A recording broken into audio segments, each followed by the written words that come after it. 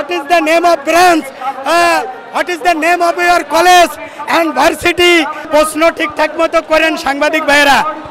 আমি ইউনিট, আমার হলো ইউনিট, সকল ইউনিটই আমার ইউনিট।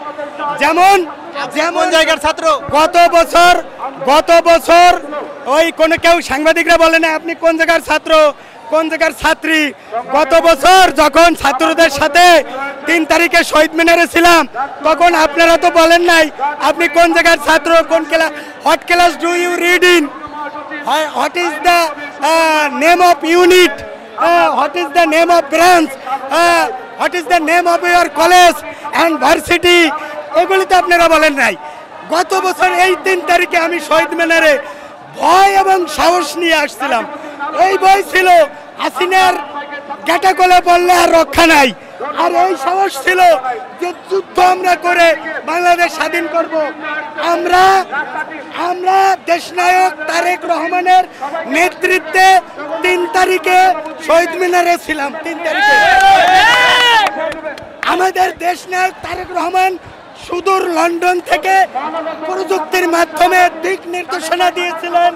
সেই দিক নির্দেশনা পেয়ে আমি ছাত্র না, আমি জনতা, অ্যাজ এ সিটিজেন, জনতা হিসেবে আমি শহীদ মিনারে উপস্থিত ছিলাম।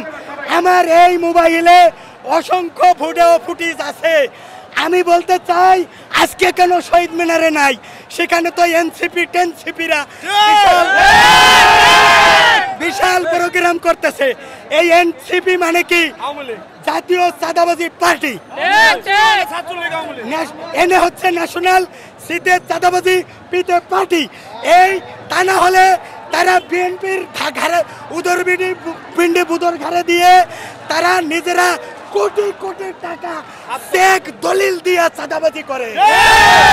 আমি এই চাঁদাবাজ দল থেকে জাতিকে বলবো, আপনারা এই জাতীয় চাঁদাবাজি পার্টি থেকে দূরে থেকে আপনারা জাতীয়তাবাদী ছাত্র দল যারা ব্যানারবিহীন ভাবে আগস্ট মাসে যুদ্ধ করে স্বাধীনতার পতাকাকে উড্ডয়ন করে রেখেছে।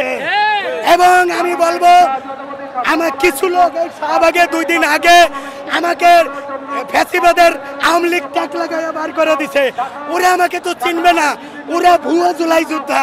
জহরি জহর চেনে, কামারে চেনে লোহা, স্বর্ণকারে স্বর্ণ চিনে, জেলে চিনে মাছ, প্রেমিকা প্রেমিকা চিনে, সাপুরে সাপ চিনে।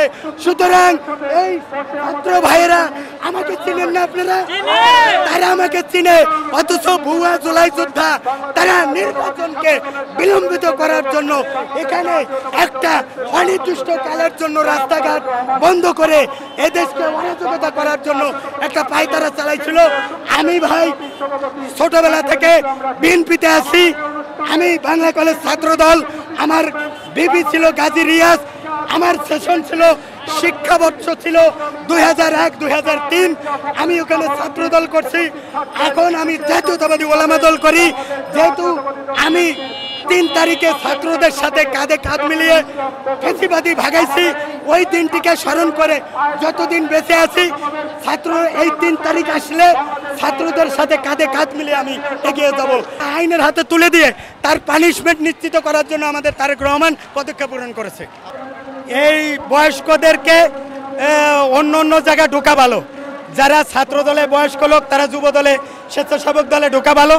আর নতুন যারা সত্যিকারের ছাত্র তাদেরকে জায়গা করে দেওয়া ভালো। এটা আমার ব্যক্তিগত সাজেশন। আমি তারেক রহমানকে বলবো, আপনি দেশে আসুন, দেশের সমস্ত অঙ্গ সংগঠনকে সংস্কার করুন এবং পরবর্তীতে আপনি রাষ্ট্র সংস্কার করুন। আমি যারা বয়স্ক তাদেরকে বলবো, আপনারা অন্য দল আছে, যেমন আমি কিন্তু ছাত্রদল এখন করি না। আমি ছাত্রদল করছি 2001 থেকে 2003। আমার শিক্ষাবর্ষ ছিল সরকারি বাংলা কলেজ, আমার নেতা বিবি রিয়াজ। এখন আমি ছাত্রদল করি না, কিন্তু আমি ওলামা দল করি, জাতীয়তাবাদী ওলামা দল করি। যেহেতু আমি আগস্ট মাসে জুলাই মাসে ছাত্রদের সাথে থাইকা গার্জিয়ান হিসেবে থাইকা হাসিনাকে তাড়াইছি, আজকে গার্জিয়ান হিসেবে থাইকা আনন্দ উদযাপন এবং দিনটি উদযাপন করতেছি। আমি বিএনপি করলে তাতে কী হবে? আমি কাউকে ছাড়িয়ে কথা বলি না।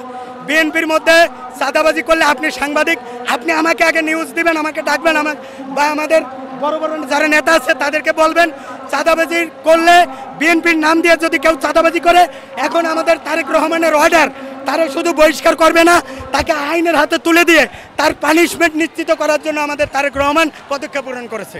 এই সরকার গঠন করলে যদি সমালোচনা করতে না পারি তাহলে তো হাসিনার মতো আমাদের পরিণতি হবে।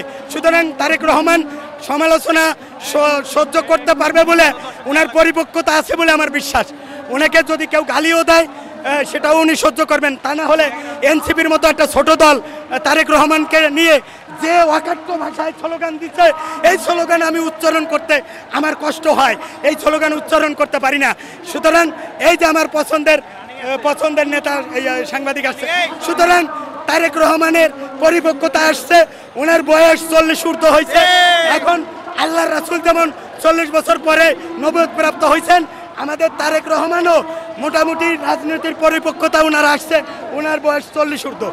মনে করি এ বাংলাদেশ বৈষম্যহীন হতে হবে।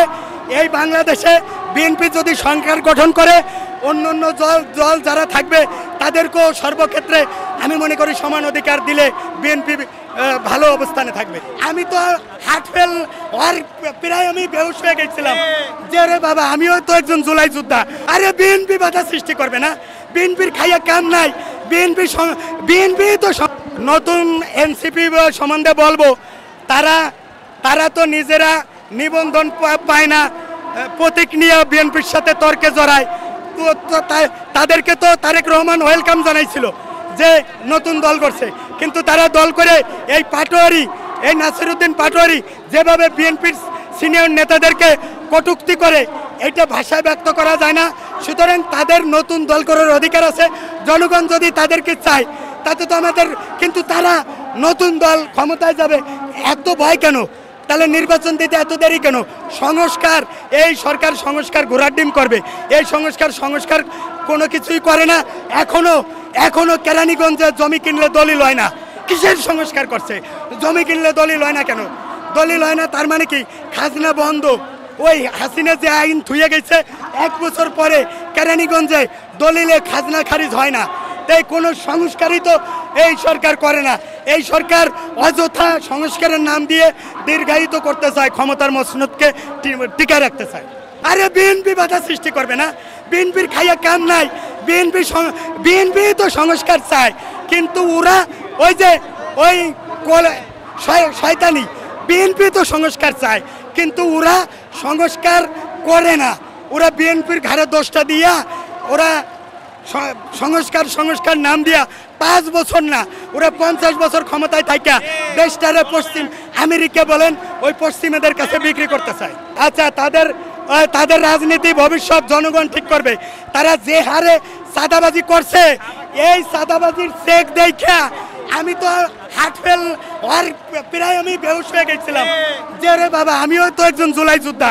আগে আমি একটা ইলিশ খাইতাম, এই 6 মাস ধরে কোনো ইলিশ খাইতে পারতেছি না, আমার টাকা নাই।